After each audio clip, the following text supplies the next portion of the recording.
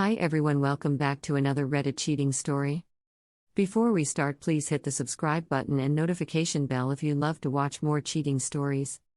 I surprised my wife destroyed our Christmas dinner in front of our kids.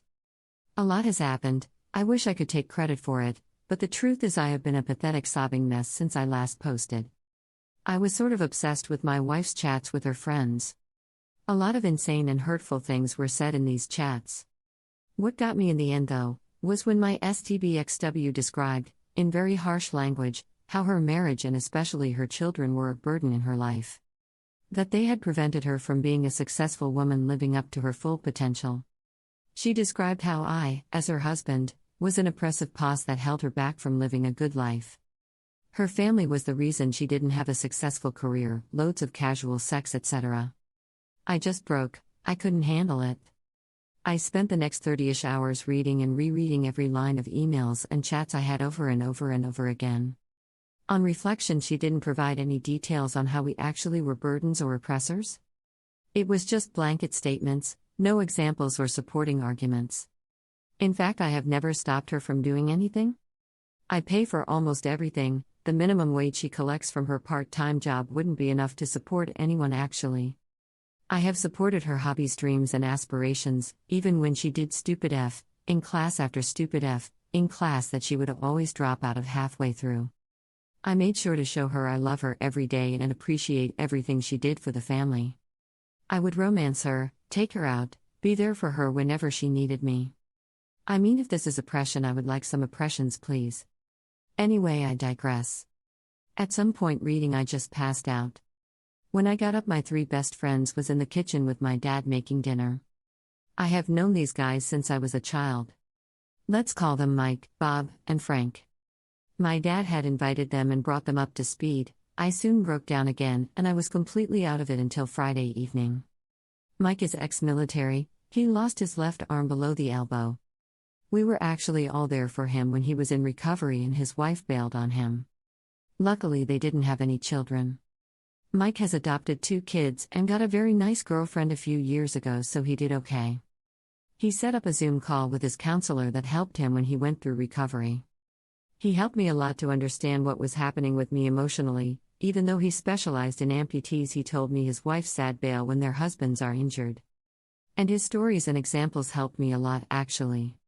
He asked me to see my soul, identity, spiritual self as having a large part of it tied to my marriage and role as a husband. That part is dead now, and just like an amputee will suffer phantom pain in a missing limb, I will feel phantom pain from the dead part of my identity. We spent hours talking and I have been steadily improving since. Bob is an executive in some IT security company. He never talks much about his job. I don't actually know what he does. But he is very well off. Bob called some law firm that is on retainer for the company, and Sunday morning I was talking to a lawyer that I could never in my wildest dreams ever afford to even talk to. Bob has always been a huge nerd and was bullied a lot.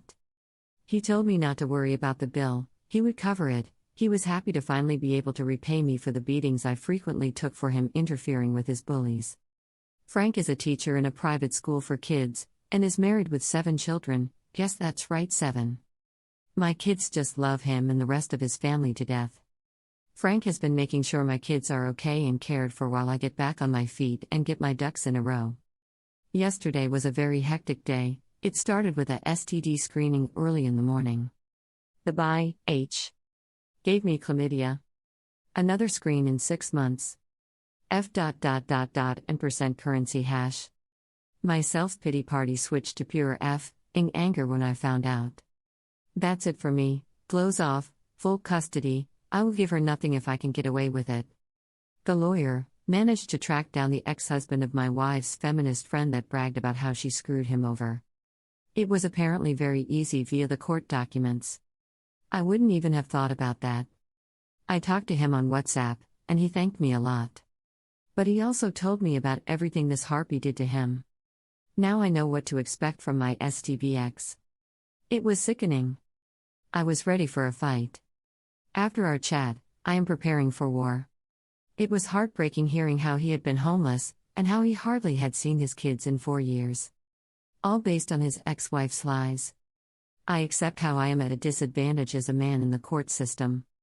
I will make sure I have tons of evidence. My lawyer suggested a preemptive strike via a restraining order due to her negative and aggressive comments about males in general, especially for our son's sake. Growing up in a household with an openly anti-male parental figure is obviously very damaging. So I am going for full custody.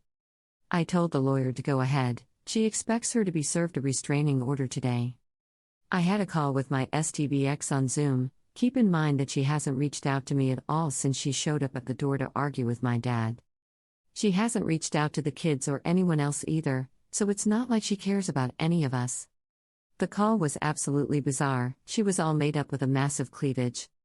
It was obvious she was trying to look her absolute best. I haven't seen her dolled up for years. Throughout the entire conversation, she tried to bait me into a fight, to get me angry. I managed to keep cool. My lawyer had told me what to ask for. Apparently, it's very positive if attempts are made for an amicable divorce prior to filing for a contested divorce. I recorded it. I even told her I was. Still, STBX didn't disappoint. She started out with this absurd statement about how there are two types of penises. One that is roughly the same size whether it's erect or not. And the other type that shrinks and grows based upon whether it's erect or not. What in the actual? Who opens a call with their husband like that? Question mark. Then she mused about how she was looking forward to the end of the current restrictions so she could go out and investigate this more in person. I simply responded that I wasn't interested in her hobbies. That I was only interested in discussing our divorce. She got openly hostile when I didn't take the bait and got angry like she wanted. At one point she told me she was going to the bathroom and muted herself. Then I watched as she conferred with her friends about what she could do with me. She cursed me out for nothing more than being a man several times. Throughout the call I still had this strange feeling that she was seeing this as some form of game? That she was in control, and that I had no other option than to put up and shut up and give in to anything she wanted? We made zero progress on our actual divorce, so I concluded that okay, fine, a contested divorce it is then. BTW, you gave me chlamydia. And unlike you, I haven't been sleeping with anyone else, so you better get yourself to the clinic. She just frowned at me, like, you're right, I don't believe you.